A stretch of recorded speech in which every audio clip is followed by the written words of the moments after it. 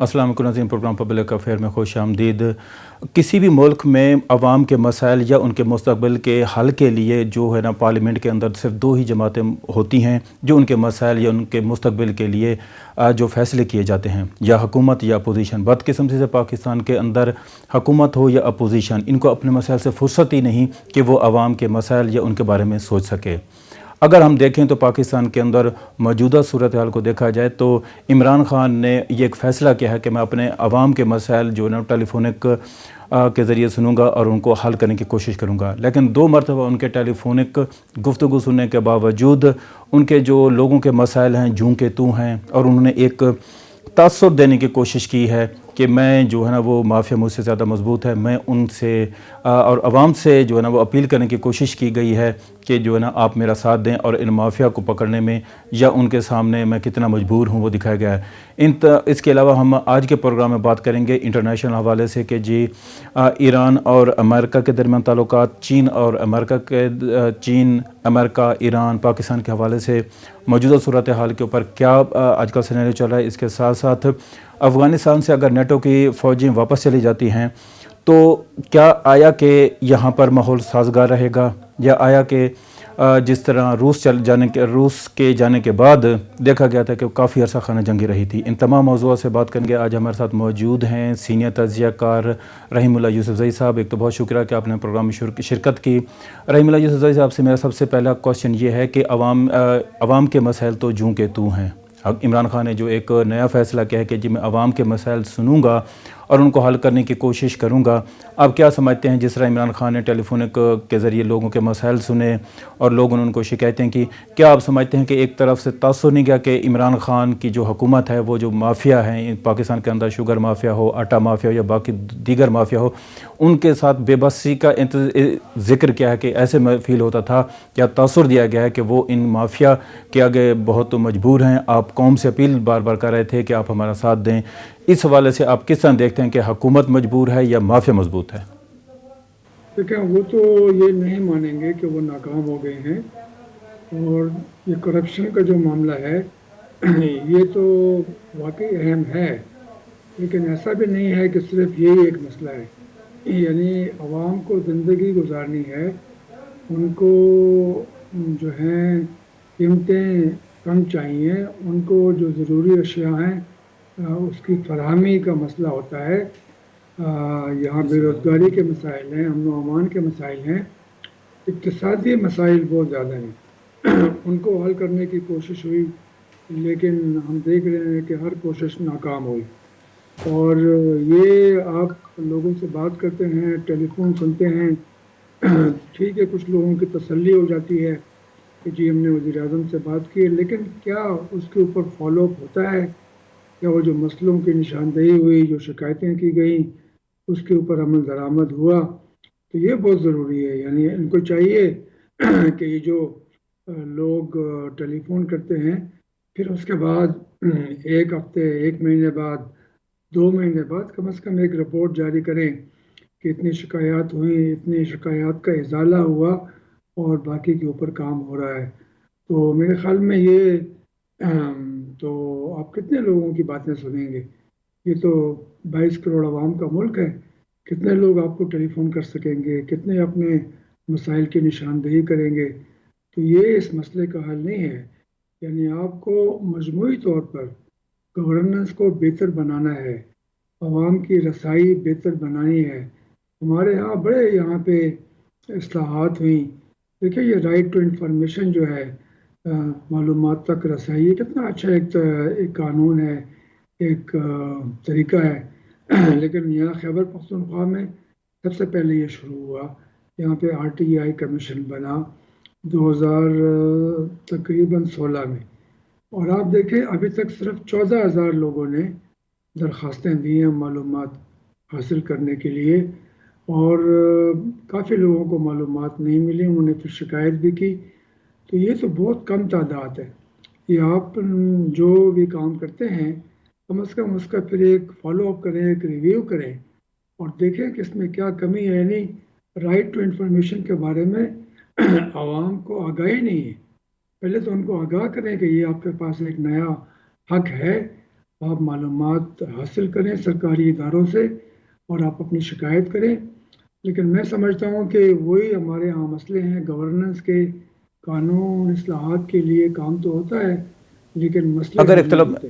رحیم اللہ جزائی صاحب، اگر اختلافات کی بات کریں تو اختلافات تمام جماعتوں کے اندر موجود ہیں. پی ڈی ایم کے اندر اختلافات کسی سے ڈھک کے چھپے نہیں ہیں. ان کے اختلافات بڑھنے کے وجہ پی ڈی ایم جو ہے نا وہ تقریباً ٹوٹ چکی ہے. اور اس کے ساتھ ساتھ اگر تحریک انصاف کی بات کریں تو ان تحریک انصاف میں بہت سی ایسی مثالیں موجود ہیں. جہانگیر ترین بھی ہیں، اکبر ایس بابر بھی، اور بھی بہت سے لوگ ہیں جو اس ٹائم عمران خان کے نظریے کے ساتھ یا ان کی نہیں بن رہی، یا کچھ اور لوگ ہیں جو عمران خان کے ساتھ ان کو نہیں چلنے دے رہے. آپ اس ساری چیزوں کو کس طرح دیکھتے ہیں؟ اگینسٹ ہے یا کوئی اور معاملات یا کوئی اور عناصر ہیں جو ان کے درمیان اختلافات پیدا کر رہے ہیں؟ پہلی بات تو یہ ہے کہ آپ نے پی ڈی ایم کا ذکر کیا. پی ڈی ایم تو 10 جماعتوں کا ایک مجموعہ تھا اور ان کے درمیان ایک ہی نقطے کے اوپر اتفاق رائے تھا کہ پچھلے انتخابات میں دھاندلی ہوئی، نئے انتخابات کرائے جائیں اور عمران خان کی حکومت کو ختم کیا جائے. اس کے لیے مختلف طریقے آزمانے کی بات ہوئی. پہلے اتفاق رائے ہوا لیکن بعد میں آپ نے دیکھا کہ استعفوں کے معاملے کے اوپر معاملات بگڑ گئے. یہ حقیقت ہے پاکستان میں. 2-3 چیزیں ہمیں ذہن میں رکھنی چاہیے. ایک یہ کہ جو سیاسی جماعتیں انتخابات کا بائیکاٹ کرتی ہیں وہ بعد میں پچھتاتی ہیں.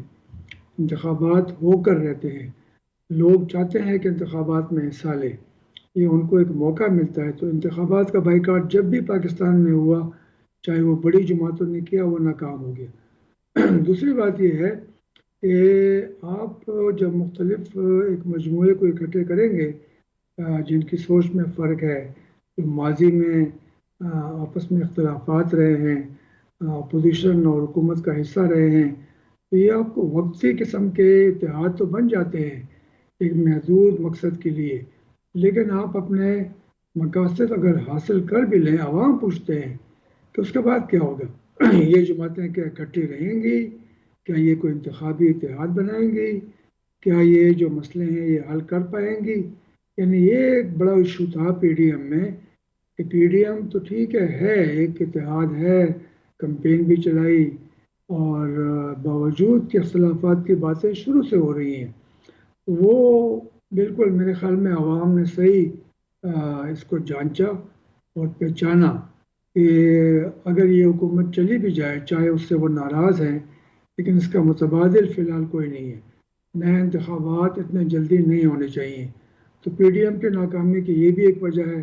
دوسری بات یہ ہے کہ ایک حقیقت یہ بھی ہے کہ کون اپنی جیتی ہوئی اسمبلی کی نشست کو چھوڑ دے گا، استعفیٰ دے دے گا. پی ٹی آئی نے بھی کوشش کی تھی. آپ کو پتہ ہے عمران خان نے اپنے اراکین اسمبلی سے کہا تھا پچھلی حکومت میں کہ آپ استعفیٰ دیں. نواز شریف کے خلاف جب تحریک چلائی تھی، کافی لوگوں نے استعفیٰ نہیں دیا، اس کو نکالنا پڑا. تو جب عمران خان نہیں کر سکے، حالانکہ ان کا پارٹی کے اوپر کافی ہولڈ تھا اس وقت بھی، ابھی بھی کافی حد تک ہے، وہ پھر میرے خیال میں ممکن نہیں ہے. پیپلز پارٹی اگر مجبور کرے گی اپنے اراکین اسمبلی کو کہ وہ استعفیٰ دیں تو میرے خیال میں اس میں کافی لوگ ناراض ہو جائیں گے اور ممکن ہے کہ پی ایم ایل این میں بھی ناراضگی پیدا ہو. تو یہ ایسا ہوتا نہیں ہے کہ آپ 5 سال کے لیے منتخب ہوئے اور آپ سے اپنی لیڈرشپ کہے کہ آپ 2.5 سال 3 سال کے بعد استعفیٰ دے دیں، پھر سے انتخابات لڑیں. تو یہ حقیقت کا ادراک ان کو نہیں ہوا. پھر یہ بھی آپ دیکھیں کہ مولانا فضل الرحمان کو آگے کیا گیا، حالانکہ وہی بھی سب سے زیادہ جو ہے متحرک تھے، سب سے زیادہ ان کو نفرت ہے عمران خان سے، سب سے زیادہ انہوں نے کوشش کی تھی کہ ان کو اکٹھا کیا جائے. لیکن ان کی چھوٹی ایک سیاسی جماعت ہے، یعنی ان سے کام لینے کی کوشش کی گئی کہ ان کے پاس اسٹریٹ پاور ہے، ان کے پاس مدرسے ہیں، وہ وہاں کے طالب علموں کو نکالیں گے، تحریک چلائیں گے، لیکن وہ بھی نہیں ہو سکا. ابھی یہ جو اختلافات پیدا ہوئے ہیں یہ بالکل کوئی یعنی ایسا نہیں ہے کہ اس کی امید نہیں تھی. اس کی امید تھی کہ اختلافات پیدا ہوں گے، تحریک سے پہلے، تحریک کے دوران یا تحریک کے بعد. اور جہاں تک پی ٹی آئی کا تعلق ہے میں ہمیشہ یہ کہتا ہوں کہ پی ٹی آئی ایک سیاسی جماعت نہیں بنتی، وہ ایک تحریک ہے، اس کا نام بھی تحریک ہے، تحریک انصاف پاکستان یا پاکستان تحریک انصاف تحریک ہے. اس میں بھی ایک مجموعہ ہے، مختلف لوگ اکٹھے ہوئے، لوگوں نے سوچا کہ اس بار عمران خان کی باری ہے اور اس کا ماضی بھی اچھا ہے، اس کو ووٹ ملیں گے، تو لوگ شامل ہوتے گئے اور انہوں نے کسی کو نہیں روکا. جو پہلے بدنام تھے، پہلے حکومتوں میں رہ چکے تھے، ان کو بھی شامل کیا اور آپ نے دیکھا پھر کیا ہوا. وہ دھڑے بندی جو ہے پارٹی میں پہلے بھی تھی، اب بھی ہے اور یہ بڑھے گی.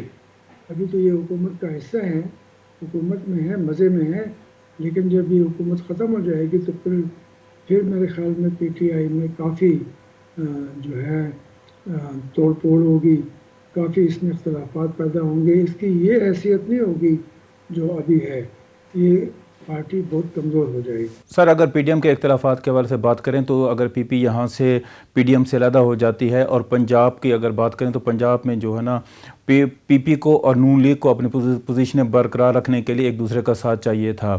اگر دوسری طرف دیکھیں تو تحریک انصاف کے کافی سارے جو صوبائی اور قومی ممبرز ہیں وہ اس ٹائم پہ اس کے تحریک جہانگیر ترین کے ساتھ کھڑے ہوئے ہیں. کیا آپ سمجھتے ہیں کہ آنے والے دنوں میں پنجاب کے اندر کوئی تبدیلی آنے والی ہے؟ دیکھیں یہاں تو یہی مسئلہ ہے نا کہ اصول تو کوئی نہیں ہے، اصولوں کی سیاست تو نہیں ہے. پیپلز پارٹی کی بھی خواہش ہے، یعنی یہ بھی ایک خبر آئی تھی شہلا رضا کے حوالے سے، جہانگیر ترین جو ہے وہ آصف علی زرداری سے ملاقات کرنے والے ہیں. بعد میں تو وہ ملاقات نہیں ہوئی. اور اب پاکستان مسلم لیگ نے بھی آپ نے جس طرح ذکر کیا جہانگیر ترین کے لیے نرم گوشہ اختیار کیا، حالانکہ وہ کافی ان کو نقصان پہنچا چکے ہیں. پی ایم ایل این کی حکومت بن سکتی تھی پنجاب میں انتخابات کے بعد، لیکن جہانگیر ترین نے زور لگایا اور انہوں نے پی ٹی آئی کی حکومت بنوا دی. تو جہانگیر ترین کی بڑی خدمات ہیں، انہوں نے پیسہ بھی خوب لگایا، انہوں نے اپنے جہاز بھی جو ہیں وہ عمران خان کو استعمال کرنے دیے اور ان کو ڈیفینڈ کیا. لیکن آپ دیکھیں کہ وہ کن حالات میں پی ٹی آئی میں شامل ہوئے تھے. وہ تو دیکھ رہے تھے کہ وہ کس پارٹی میں جائیں، کس میں فائدہ ہوگا. لیکن یہ جو اس طرح کے لوگ ہوتے ہیں جو بزنس مین ہیں اور بڑے لوگ ہیں، یہ اپنے مفادات کو دیکھتے ہیں، کس جماعت میں فائدہ ہوگا، کہاں پہ حکومت میں شامل ہوں گے.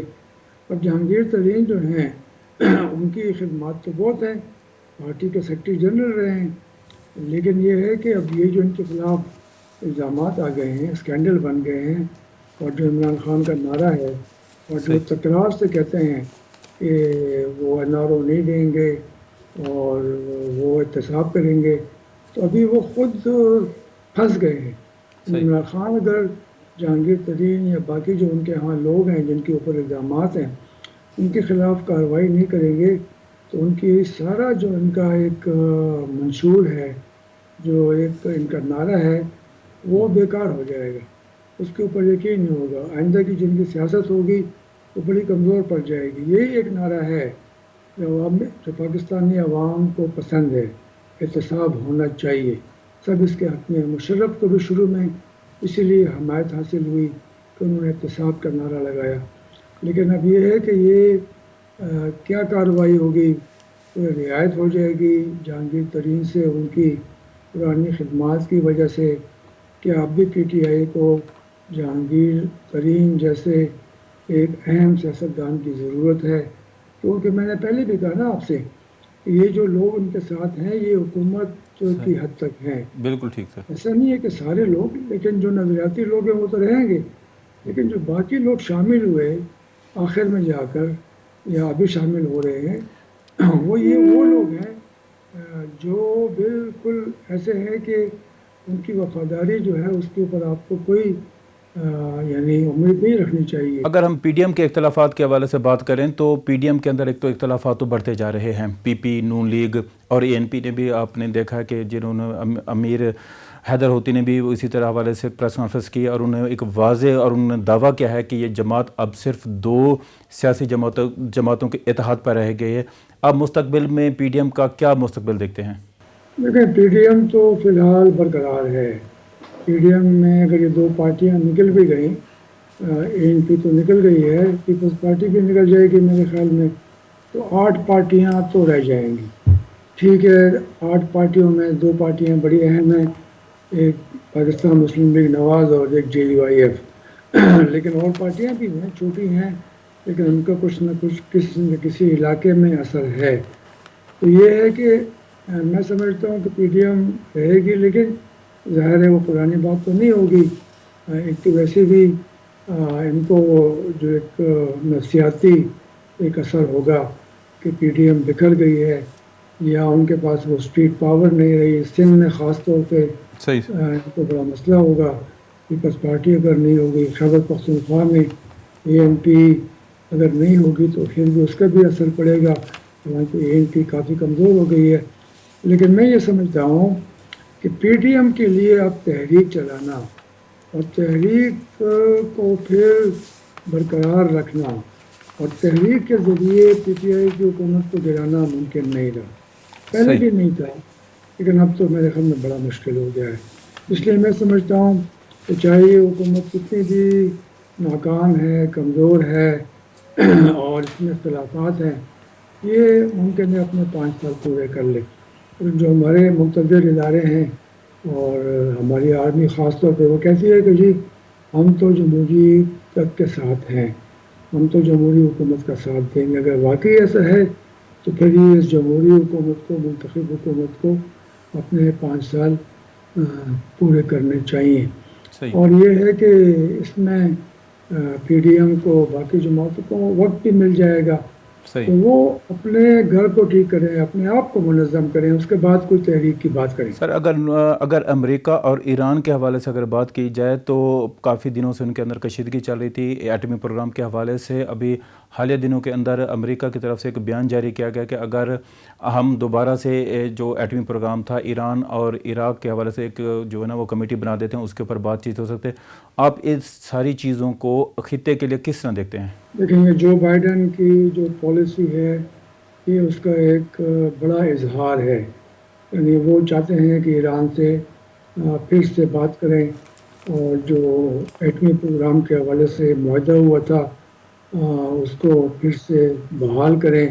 لیکن ظاہر ہے امریکہ کو شرائط لگائے گا. وہ اسرائیل کا بڑا قریبی دوست ہے، اسرائیل کی اپنی شرائط ہیں. پھر جو عرب ممالک ایران کے خلاف ہیں تو ان کو بھی ساتھ لے کر چلنا ہوگا. یہ آسان نہیں ہے، لیکن یہ بات چیت شروع ہونا ہی بڑی بات ہے. یہ بہت خوش آئند ہے، نہ صرف پوری دنیا کے لیے بلکہ امریکہ کی ساکھ کے لیے. امریکہ کی ساکھ ریپوٹیشن بڑی متاثر ہوئی ہے. معاہدہ کر کے پیچھے ہٹنا صحیح. اور اپنے جو اتحادی ہیں مغرب میں ان کو بھی ساتھ لے کر نہ چلنا، اس سے امریکہ کی جو کریڈیبلٹی ہے وہ بڑی متاثر ہوئی ہے. ابھی جو بات ہو رہی ہے کہ وہ چاہے 1 مئی تک افغانستان سے بھی معاہدے کے مطابق فوج نہیں نکالیں گے، یہ ایک اور ایک ایویڈنس، ایک ثبوت ہوگا کہ امریکہ اپنے وعدوں کی، اپنے معاہدوں کی پاسداری نہیں کرتا. لیکن میں سمجھتا ہوں کہ جب بات چیت ہو گئی تو پھر یہ خطرہ کم ہو جائے گا کہ یہاں پہ جنگ ہوگی، یہاں پر امریکہ کوئی حملہ کرے گا یا اسرائیل کو حملہ کرے گا صحیح سر. یا ایران کوئی جوابی کارروائی کرے گا. تو یہ ہمارے خطے کے لیے بہت ہی اچھی بات ہے اور ہمیں بھی اس میں ہاتھ بٹانا چاہیے، کیونکہ ایران کے جو مفادات ہیں، ایران کے جو سفارتی تعلقات ہیں امریکہ کے ساتھ، تو اس میں پاکستان کا بھی ایک رول ہے. تو میں سمجھتا ہوں کہ یہ ابھی بات چیت تو شروع ہو جائے گی، جی سر. توقعات کو کم رکھنا چاہیے. لیکن یہ ہے کہ یہ بات چیت جو ہے یہ اس کو پوری دنیا کی حمایت حاصل ہے. مغربی ممالک، چین، روس، سارے جو خطے کے ممالک ہیں وہ بالکل اس کو سپورٹ کرنے کو تیار ہیں. ایک طرف یہ تو بڑی اچھی اگر بات چین کی بات کریں تو وہ اس خطے میں اپنے اثر و رسوخ بھی بڑھا رہی ہے، اور امریکہ اور چین جو ہے نا وہ ایک دوسرے کو برابری کی سطح پر جو ہے نا وہ دیکھ رہے ہیں. چین نے ایران کے ساتھ بھی جو ہے نا وہ 25 سالہ اسٹریٹجک معاہدوں کے اوپر جو ہے نا وہ ان کی انڈرسٹینڈنگ ہو گئی ہے. آپ کیا سمجھتے ہیں کہ کہیں وہ جو ایک بلاک کے حوالے سے بات کی جاتی تھی جس میں بہت سے ایشیائی خطے کے ممالک تھے، کہیں یہ جو معاہدے ہیں اس کی بنیاد تو نہیں؟ پہلی بات تو یہ ہے کہ چین کی طاقت میں مسلسل اضافہ ہو رہا ہے. وہ ایک بڑی اکنامک پاور تو ہے ہی، بھی وہ فوجی بھی ایک بڑی طاقت بنتے جا رہے ہیں، اور امریکہ کو بڑی تشویش ہے۔ اس لیے امریکہ نے، آپ کو پتہ ہے کہ کوئی 4 ملکوں کا بلاک بنایا، کوڈ، اس میں امریکہ اور جاپان، انڈیا اور آسٹریلیا شامل ہیں۔ یہ چین کو محاصرہ کرنے کے لیے اور روکنے کے لیے، اور پھر جو انڈیا کے بڑے قریبی تعلقات ہیں امریکہ سے، اس میں بڑی وجہ ایک یہ ہے کہ چین کا مل کر مقابلہ کیا جائے۔ لیکن یہ ہے کہ چین بھی فارغ نہیں بیٹھا ہوا، چین نے بھی جوابی وار کیا ہے۔ یہ ایران سے تعلقات 25 سال کے لیے اسٹریٹجک تعلقات، ان حالات میں جب امریکہ کی دھمکیاں ہوتی ہیں کہ آپ ایران سے تعلقات نہ رکھیں اور ان کا بائیکاٹ کریں، تو یہ ایک بڑا فیصلہ ہے، اور چین نے بہت سمجھ بوجھ کر یہ فیصلہ کیا ہے، یعنی جو اس کے ہمسایہ ممالک ہیں، جو قریبی ممالک ہیں، ان کے ساتھ چین کی کوشش ہے کہ تعلقات بہتر ہوں۔ تو وہ جو سینٹرل ایشیا کے ممالک ہیں، پاکستان بھی ہے، پھر نیپال ہے، اور آپ نے دیکھا سری لنکا ہے، حتیٰ کہ مالدیو ہے، بنگلہ دیش ہے، اور ابھی ایران، ان سب سے چین کے تعلقات بڑے اچھے ہوئے ہیں۔ چین کو ایک یہ ایڈوانٹیج ہے کہ اس کے پاس پیسہ بہت ہے، وہ سرمایہ کاری کر رہا ہے، اور وہ سرمایہ کاری انفراسٹرکچر میں کر رہا ہے، انرجی میں کر رہا ہے۔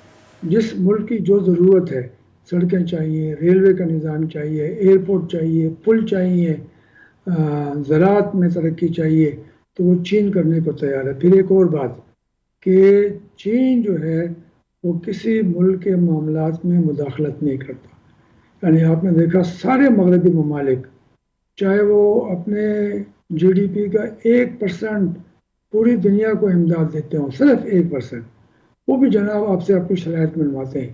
چین ایسا نہیں کرتا، چین ایک عدم مداخلت کرنے والا ملک ہے، اس لیے سارے ملک، حتیٰ کہ اٹلی دیکھیں یورپ کا ملک ہے اور وہ نیٹو کا رکن ہے، وہ بھی BRI میں، بیلٹ اینڈ روڈ انیشیٹو میں شامل سر، ہو۔ آپ اس چیز کو کس طرح دیکھتے ہیں کہ اگر افغانستان کے حوالے سے اگر بات کریں تو افغانستان سے اگر نیٹو کی فوجیں چلی جاتی ہیں، جس طرح ان کا معاہدہ بھی ہے کہ وہ بہت جلد یہاں سے جو ہے افغانستان سے چلی جائیں گی، اگر ہم ماضی کو دیکھیں تو ماضی میں بھی ایسے ہوا جب روس کی فوجیں گئی تھی تو وہ کافی عرصہ جو یہ وہاں پر افغانستان کے اندر خانہ جنگی کا ماحول رہا تھا۔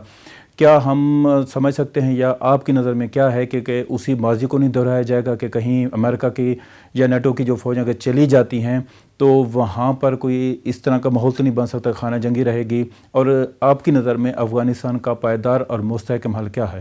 کیونکہ امریکہ اور نیٹو کے ممالک تو بہت دور سے آئے ہیں، اور وہ تو اگر نکل بھی گئے تو وہ تو اپنے مسئلے کو کم کر لیں گے، لیکن مسئلے ہمارے لیے چھوڑ جائیں گے، جس طرح پہلے آپ نے ذکر کیا جنیوا معاہدہ ہوا، اور سارے مسئلے ہمارے لیے، پاکستان کے لیے اور کچھ حد تک ایران کے لیے رہ گئے۔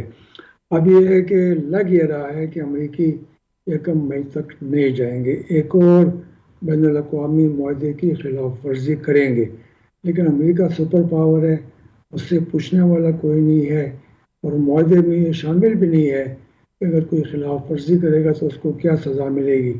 لیکن یہ ہے کہ ایک وجہ سے یہ ایک اچھی بات بھی ہے کہ وہ طالبان سے بات کر کے مزید 3-4 مہینے رہے اور ایک امن معاہدہ کروا دے، اس میں اپنا رول ادا کرے، طالبان کا اور ان کے مخالفین کا کوئی معاہدہ ہو جائے، آئندہ کے نظام کے بارے میں، آئین کے بارے میں، انتخابات کے بارے میں قیدی رہا ہو جائیں، طالبان رہنماؤں کے نام نکال دیے جائیں UN سیکورٹی کونسل کی بلیک لسٹ سے۔ یہ سارے مسئلے حل ہونے چاہیے۔ اگر امریکہ کی طاقت افغانستان میں نہیں ہوگی تو پھر افغان حکومت بہت کمزور ہو جائے گی، جنگ میں اضافہ ہوگا، اور ممکن ہے طالبان مزید کامیابیاں حاصل کریں، جس طرح امریکی بھی کہہ رہے ہیں۔ جو ان کے وزیر خارجہ ہیں اینٹونی بلنکن، وہ کہہ چکے ہیں اپنے خط میں اشرف غنی کو کہ اگر ہم نکل گئے تو طالبان فتوحات حاصل کریں گے، آگے بڑھیں گے۔ تو میرے خیال میں جب سب کو معلوم ہے کہ ایسا ہوگا تو پھر کوشش کرنی چاہیے کہ یہ بات چیت جو ہے، یہ جو ابھی استنبول کانفرنس ہونے والی ہے، اس کو کامیاب کرایا جائے، اور ہر ایک کو اس میں ظاہر ہے کمپرومائز کرنے پڑیں گے۔ اگر آپ بات چیت کے لیے تیار ہو گئے ہیں، چاہے وہ طالبان ہے، چاہے افغان حکومت ہے، चाहे बाकी लोग हैं। इसका मतलब ये है कि आप कंप्रोमाइज़ कुछ लोग कुछ दो की बुनियाद पर मुआहदा करने के लिए तैयार हैं। सर मुझे आखिर में एक ये बात बताइएगा कि पाकिस्तान किस तरह मजबूत, पायदार और मुस्तकिल मुल्क बन सकता है? पाकिस्तान में तो एक तो सियासी इस्तेहकाम चाहिए, वो ज़ाहिर है वो तो ख्वाब देखने का मुतरादिफ है, लेकिन ये बहुत ज़रूरी है। सियासी इस्तेहकाम होगा तो हमारी मईशत बेहतर होगी। मईशत की बेहतरी जो है वो बुनियादी काम है, यानी इस दौर में आपकी मईशत बेहतर होगी, आप ताकतवर होंगे तो आपकी खारजा पॉलिसी भी मजबूत होगी, आपकी सिक्योरिटी भी बेहतर होगी। पाकिस्तान को बेशुमार मसाइल हैं और हमारे लिए मुमकिन नहीं होता कि हम एक इशू के ऊपर फोकस करें। हमारा जो अटेंशन स्पैन है वो बहुत कम है। थोड़े अरसे के लिए एक इशू, फिर एक और इशू, फिर बीच में ये कोरोना भी आ गया और तहरीक भी चली और मईशत कमज़ोर होती गई। तो मेरे ख़्याल में ये सारे मसले हल करने हैं, लेकिन ये इसके लिए एक मेरे ख़्याल में सारी सियासी जमातें और फ़ौजी क़यादत मिलकर एक रोड मैप बनाएं। एक रोड मैप हो, एक मुस्तकिल पॉलिसी हो मईशत के बारे में और आइंदा के बारे में, खारजा पॉलिसी के बारे में।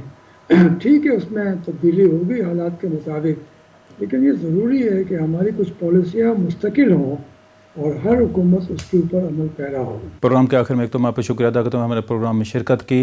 नाज़रीन, पाकिस्तान इंशाअल्लाह ताला तरक्की करेगा और पाकिस्तान तमाम अपने सियासी, बैरूनी और अंदरूनी दुश्मनों को शिकस्त देगा। बहुत शुक्रिया। अल्लाह हाफ़िज़।